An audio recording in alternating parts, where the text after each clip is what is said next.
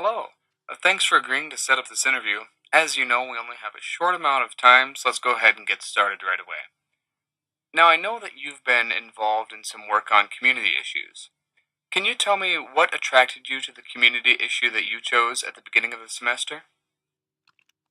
Well, it's interesting that you say that because the first thing I did when I had a community issue was I went in it with littering.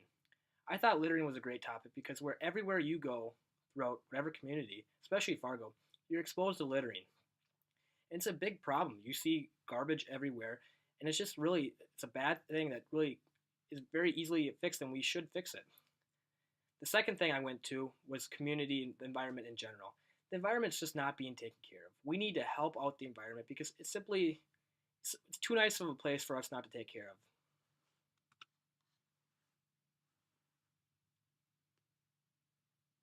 Okay, thank you. Now, your materials also said that you were involved in a community issue team project that focused on a call to action. Can you share with me what call to action your team put forward and why you chose that call to action? It's interesting that you say that.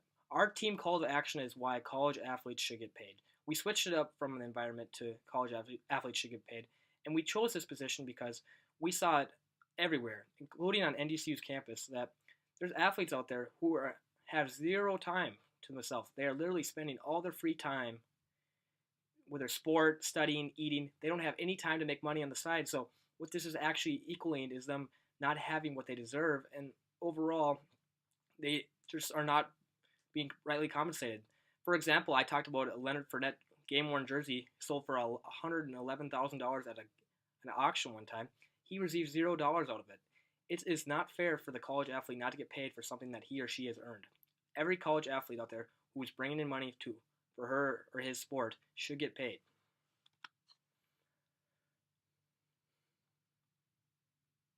I see. Now, if I were to ask the other members of your team what they think your biggest strength is, what do you think they would say, and why do you think they would say it? I honestly believe when my other teammate Brandon, he would say my biggest strength is that I work hard and I'm willing to do what I have to do to get it done. When we were practicing, I made sure that we both on the same track and everything we were doing, and we always push each other to make sure we're doing the best possible job we can do. I also think my biggest strength that he would say is my speaking is pretty decent. I think it's not awful. I just need to be more confident.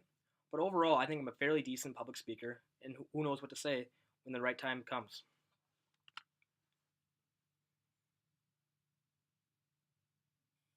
Okay, great. What for you was the most challenging thing about working with your team? Overall, it's always tough to work with a group, especially someone you don't know the best right away. And I honestly believe that's the hardest thing you have to take. You don't know this individual, you don't know where they're from, what they're like, how they'll be with to work with, and you basically have to get to know each other on a split second time.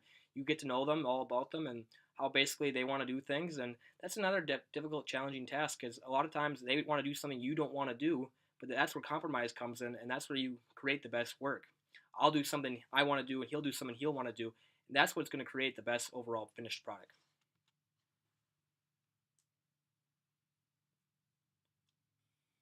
Thank you. Okay, last question. In 30 seconds or so, tell me what your biggest takeaway was from Com 110 this semester. What will stick with you and be useful to you? Finally, in Com 110, I honestly believe the biggest takeaway is that all the things I've learned in public speaking are going to be so beneficial for me down the road. What many people don't realize, and I didn't realize before taking this class, is public speaking is so important. It doesn't matter what job you have. Pretty much every single job at least requires you to talk to either your boss or your clients or somebody. You have to be able to speak well in today's society if you want to get a good job. I mean, it's so important. Everything you do includes speaking, whether you're talking to your professor, whether you're going out to eat, you name it, whether you're at your job. If you can't communicate properly, you're really putting yourself at a disadvantage throughout your entire life.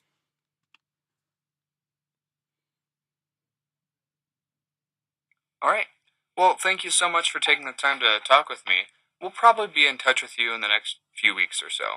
Take care. Thank you very much for this opportunity.